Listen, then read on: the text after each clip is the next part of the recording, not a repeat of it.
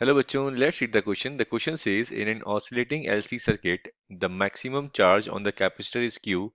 The charge on the capacitor when the energy is stored equally between the electric and magnetic field. Okay, first option है बच्चों Q by 2, second option है Q by root 2, third option is Q by root 3 and the fourth one is Q by 3. तो बच्चों इस question को solve करने के लिए आपको एक बेसिक सा फॉर्मूला क्लियर होना चाहिए तो आप इजीली इस क्वेश्चन को सॉल्व कर सकते हैं, ठीक है। तो यहाँ पे बच्चों आपका जो की कंसेप्ट हो जाएगा इस क्वेश्चन को सॉल्व करने के लिए, की कंसेप्ट इज आपको टोटल एनर्जी स्टोर्ड का फॉर्मूला पता होना चाहिए। टोटल एनर्जी स्टोर्ड का फॉर्मूला, और वो होता है बच्चों हाफ क्यू स्क्वायर अपॉन सी। देखिए बेसिकली अगर हम बात करें यहाँ पे एक इंडक्टर लगा होता है, ठीक है, और इसी के साथ में यहाँ पर एक कैपेसिटर लगा होता है। एक की होती है बच्चों, ठीक है, और एक की यहाँ पर भी होती है, और यहाँ पर बच्चों एक सेल लगा होता है, ठीक है, या एक बैटरी लगी होती है, ठीक है। तो ये इस सेल से पहले इस कैपेसिटर को चार्ज करते हैं, फिर कैपेसिटर डिस्चार्ज होता है और इंडक्टर को एनर्जी प्रोवाइड करता है, और फिर एनर्जी जो इंडक्टर के अंदर बनती है वो इसी एनर्जी को कैपेसिटर यूज करता है, और ये प्रोसेस चलता रहता है। इसको हम बोलते हैं एलसी ऑसिलेशंस, ठीक है। तो टोटल एनर्जी जो होती है वो half Q square by C. तो हम बोल सकते हैं कि जो हमारे पास जो नेट जो एनर्जी होगी, ठीक है, तो आप लिख सकते हैं यहाँ पर at any time electrostatic energy किसके इक्वल होगी बच्चों, is equal to magnetic energy, क्योंकि ये प्रोसेस कंटिन्यूसली हमारा चलता रहता है। If there is no energy loss, important चीज, if there is no energy loss, तब ये हमारा जो ऑसिलेशन है कंटिन्यूसली चलता रहता है, मतलब एनर्जी जो होती है एल और सी के बीच में ऑसिलेट होती रहती है। तो यहाँ से एक फॉर्मूला लिख रहा हूँ बच्चों, वो बहुत इंपॉर्टेंट है, हाफ क्यू स्क्वायर बाय सी। ये टोटल एनर्जी हो गई।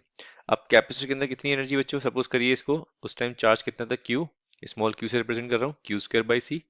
ये टोटल एनर्जी बच्चों पूरे सिस्टम की, ठीक है, हाफ क्यू स्क्वायर बाई सी किसके इक्वल, प्लस मैग्नेटिक एनर्जी कितनी होती है इंडक्टर के अंदर, हाफ एल आई स्क्वायर।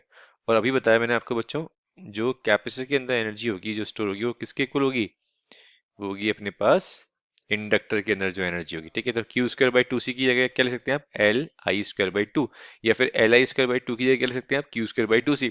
ये बेसिक चीज आपको यूज करनी है बच्चों, ठीक है। ये एनर्जी किसकी हो गई, कैपेसिटर के लिए, ठीक है, और ये एनर्जी किसकी होगी बच्चों, इंडक्टर के लिए, ठीक है।